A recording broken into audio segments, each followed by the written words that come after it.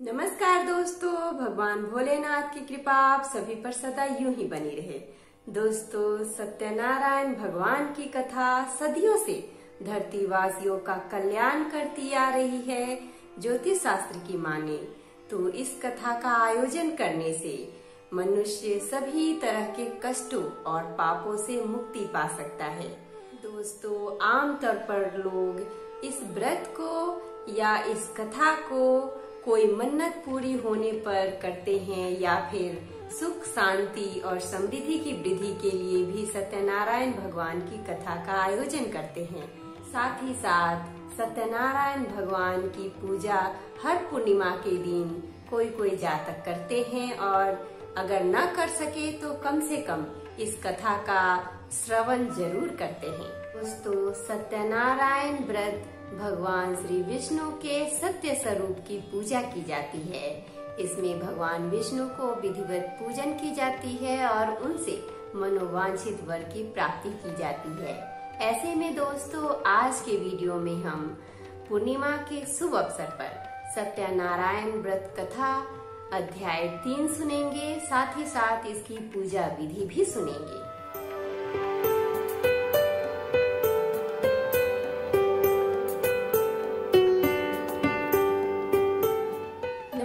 दोस्तों, मैं शिल्पी आप सभी का तहे दिल से स्वागत करती हूँ अपने YouTube चैनल कथा कहानी शिल्पी की जुबानी में। दोस्तों, इस चैनल के माध्यम से मैं आप सभी को हर तरह की कथा और कहानी सुनाऊंगी। अगर आपको मेरी तरह कथा और कहानी सुनना पसंद है तो प्लीज हमारे चैनल कथा कहानी शिल्पी की जुबानी को सब्सक्राइब कर लीजिए।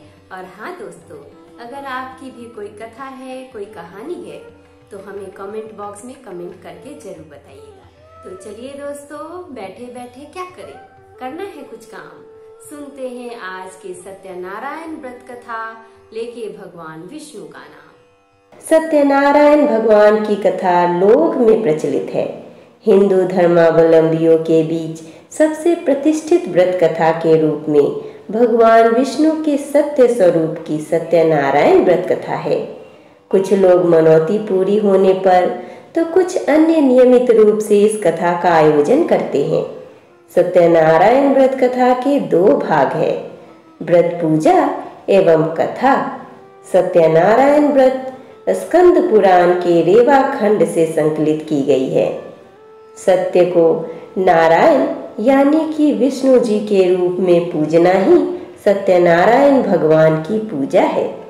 इसका दूसरा अर्थ यह है कि संसार में एकमात्र भगवान नारायण ही सत्य है, बाकी सब माया है। भगवान की पूजा कई रूपों में की जाती है। उनमें से भगवान का सत्यनारायण स्वरूप इस कथा में बताया गया है। दोस्तों, जीवन में सत्य व्रत का पालन पूरी निष्ठा और सुदृढ़ता के साथ करना चाहिए। ऐसा न करने पर भगवान न केवल नाराज होते हैं अपितु दंड स्वरूप संपत्ति और बंधु बांधवों के सुख से वंचित भी कर देते हैं।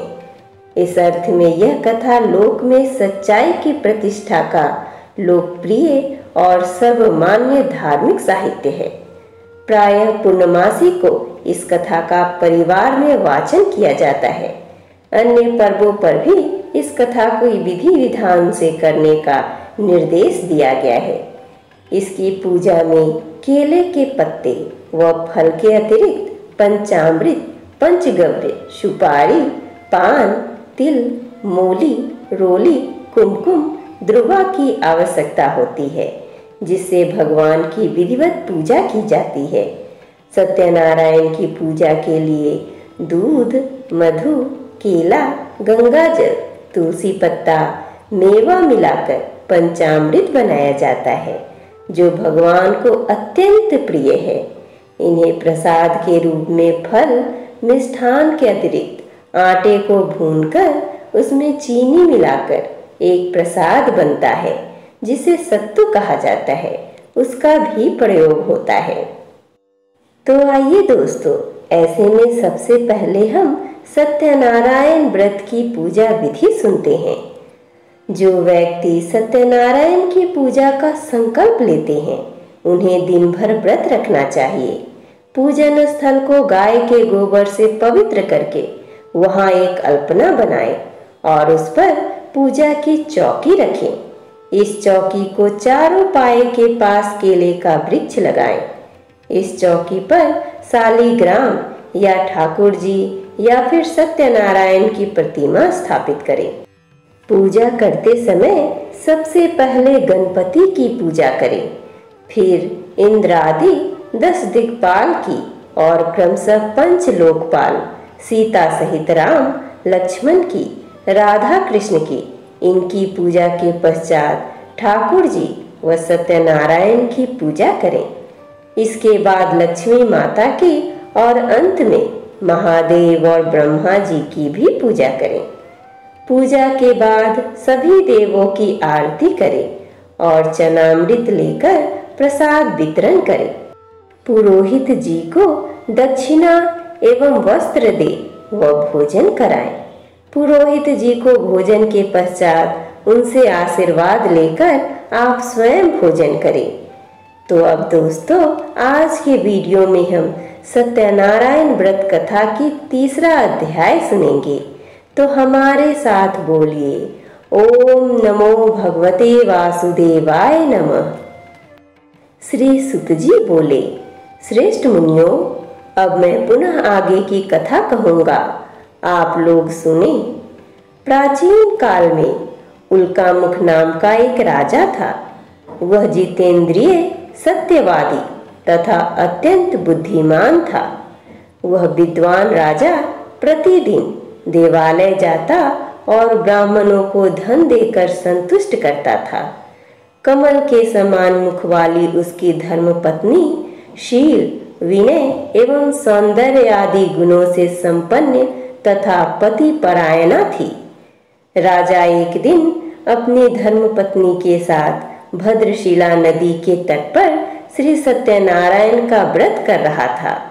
उसी समय व्यापार के लिए अनेक प्रकार की पुष्कल धनराशि से संपन्न एक साधु नाम का बनिया वहां आया। भद्रशिला नदी के तट पर नाव को स्थापित कर वह राजा के समीप गया और राजा को उस व्रत में दीक्षित देखकर विनय पूर्वक पूछने लगा। साधु ने कहा, राजन, आप भक्ति युक्त चित्त से यह क्या कर रहे हैं? कृपा वह सब बताइए, इस समय मैं सुनना चाहता हूँ। राजा बोले, हे साधो, पुत्र आदि की प्राप्ति की कामना से अपने बंधु बांधवों के साथ मैं अतुल तेज संपन्न भगवान विष्णु का व्रत एवं पूजन कर रहा हूँ। राजा की बात सुनकर साधु ने आदर पूर्वक कहा, राजन, इस विषय में आप मुझे सब कुछ विस्तार से बतलाइए। आपके कथानुसार मैं व्रत एवं पूजन करूंगा। मुझे भी संतति नहीं है, इससे अवश्य ही संतति प्राप्त होगी। ऐसा विचार कर वह व्यापार से निवृत्त हो आनंद पूर्वक अपने घर आया।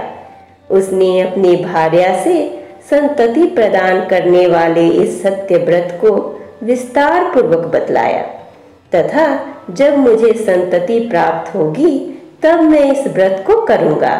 इस प्रकार उस साधु ने अपनी भार्या लीलावती से कहा। एक दिन उसकी पत्नी लीलावती नाम की सती साध्वी भार्यापति के साथ आनंद चित्त से ऋतुकालीन धर्माचरण में प्रवृत्त हुई और भगवान श्री सत्यनारायण की कृपा से उसकी वह भार्या गर्भिणी हुई। 10वें महीने में उसने कन्या रत्न की उत्पत्ति हुई और वह शुक्ल पक्ष के चंद्रमा की भांति दिन प्रतिदिन बढ़ने लगी।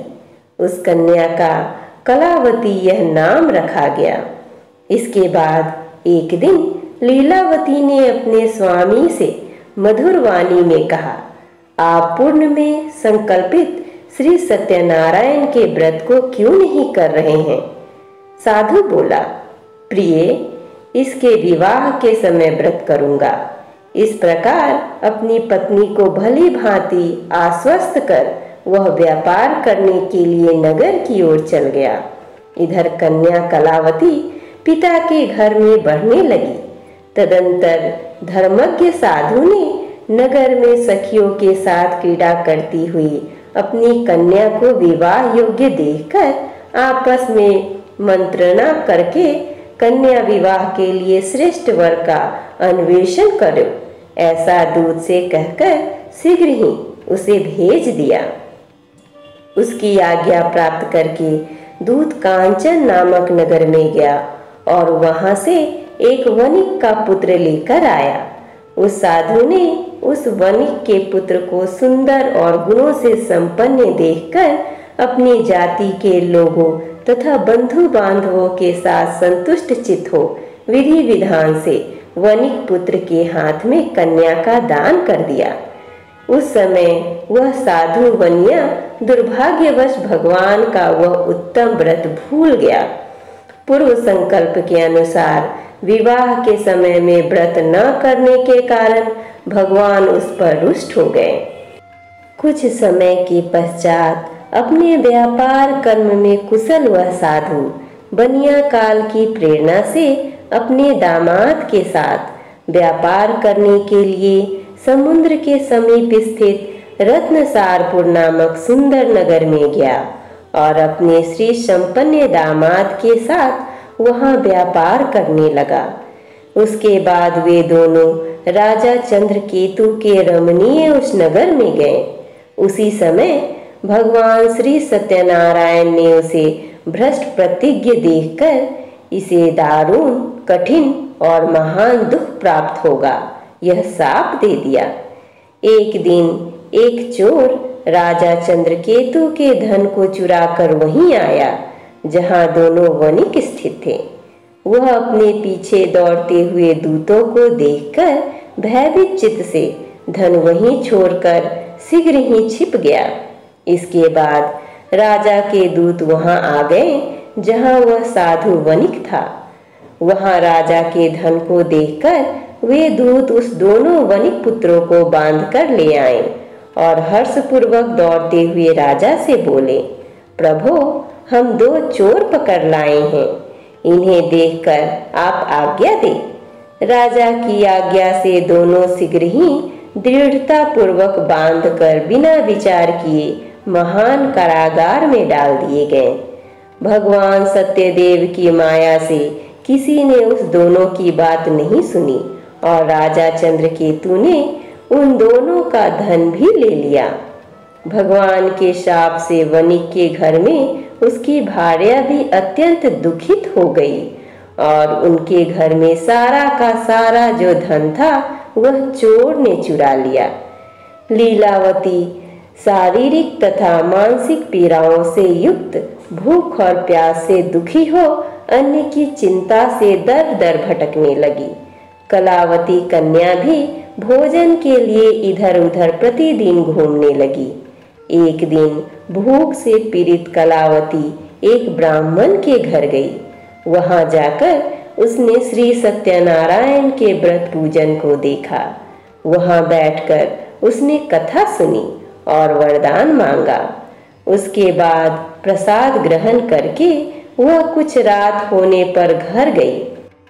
माता ने कलावती कन्या से प्रेम पूर्वक पूछा, पुत्री, रात में तू कहाँ रुक गई थी? तुम्हारे मन में क्या है? कलावती कन्या ने तुरंत माता से कहा, माँ, मैंने एक ब्राह्मण के घर में मनोरथ प्रदान करने वाला व्रत देखा है। कन्या की उस बात को सुनकर वह वणिक की भार्या व्रत करने को उद्धत हुई और प्रसन्न मन से उस साध्वी ने बंधु बांधवों के साथ भगवान श्री सत्यनारायण का व्रत किया तथा इस प्रकार प्रार्थना की, भगवान, आप हमारे पति एवं जमाता के अपराध को क्षमा करें, वे दोनों अपने घर शीघ्र आ जाएं। इस व्रत से भगवान सत्यनारायण पुनः संतुष्ट हो गए तथा उन्होंने नृपश्रेष्ठ चंद्रकेतु को स्वप्न दिखाया और स्वप्न में कहा, नृपश्रेष्ठ, प्रातः काल दोनों वणिकों को छोड़ दो और वह सारा धन भी दे दो जो तुमने उनसे इस समय ले लिया है, अन्यथा राज्य, धन एवं पुत्र सहित तुम्हारा सर्वनाश कर दूंगा।